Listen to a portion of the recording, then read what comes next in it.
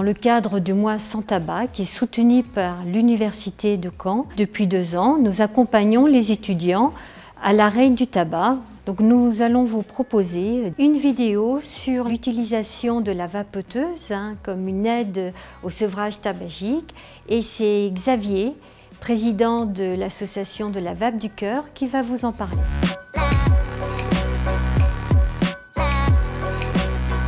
L'association La Vape du Cœur, une association de loi de 1901 qui aide les gens en précarité à arrêter de fumer.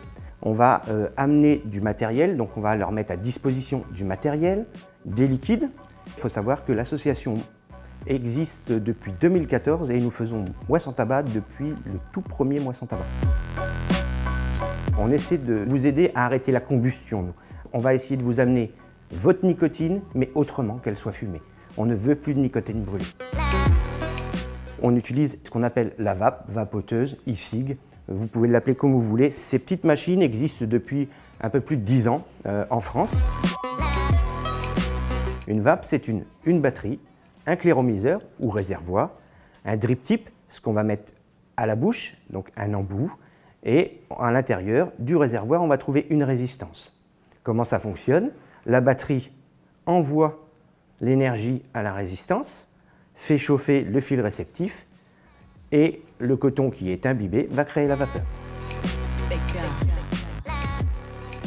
Le e-liquide, c'est le liquide qu'on va mettre à l'intérieur du réservoir. Il y a du propylène glycol, de la glycérine végétale, de la nicotine pharmaceutique et des arômes de synthèse ou naturels. Il va falloir choisir le goût qu'on aime par-dessus tout. On va partir sur la famille des tabacs, des cafés, des gourmands et des fruités. La vape, c'est l'arrêt du tabac par le plaisir avec du plaisir.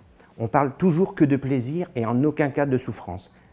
La législation européenne sur les liquides, c'est 10 ml nicotinés, maximum 20 mg de nicotine par fiole de 10 ml.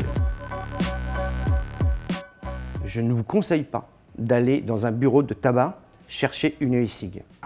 Une e-cig, ça se choisit. Une e-cig, c'est pas un paquet de cigarettes. Il faut du temps pour pouvoir expliquer comment elle fonctionne, comment on change sa résistance, comment on l'entretient. Tout ça, c'est important. Et les shops en France font bien le travail. On va utiliser la machine qui va être adaptée. C'est une machine avec une résistance assez importante en ohmage. Plus la résistance est élevée, plus nous pourrons mettre de la nicotine à l'intérieur du réservoir sans se faire agresser la gorge. Si vous fumez 20 cigarettes par jour, il vous faut au moins une résistance de 1 voire 1,2 ohm parce qu'on pourra mettre dans le réservoir au minimum du 16 voire du 18 mg. Il y a 2 façons de vaper, ce qu'on appelle le MTL. Simplement, je vape en 3 temps. Donc, je vais apporter ma vape à la bouche, remplir de vapeur ma bouche et ensuite avaler et envoyer dans les poumons.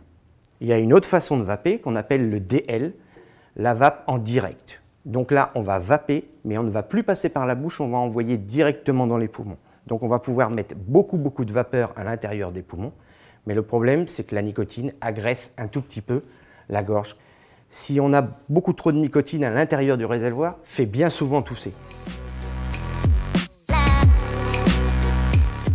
Si je suis un très gros fumeur, la vape, malheureusement, a ses limites. Pourquoi? Comme je vous le disais sur les liquides, la loi dit qu'on ne peut pas mettre plus de 20 mg par fiole de 10 ml. Donc, il est important de pouvoir prendre toute la nicotine qu'on a besoin.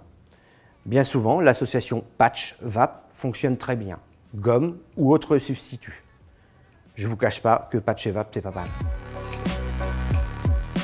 Ça fait la 3e campagne que nous sommes en partenariat avec le CHU de Caen et l'Université de Caen, en espérant que demain, nous puissions venir aider les étudiants caennais et peut-être voir dans la Manche à arrêter de fumer avec cette petite machine.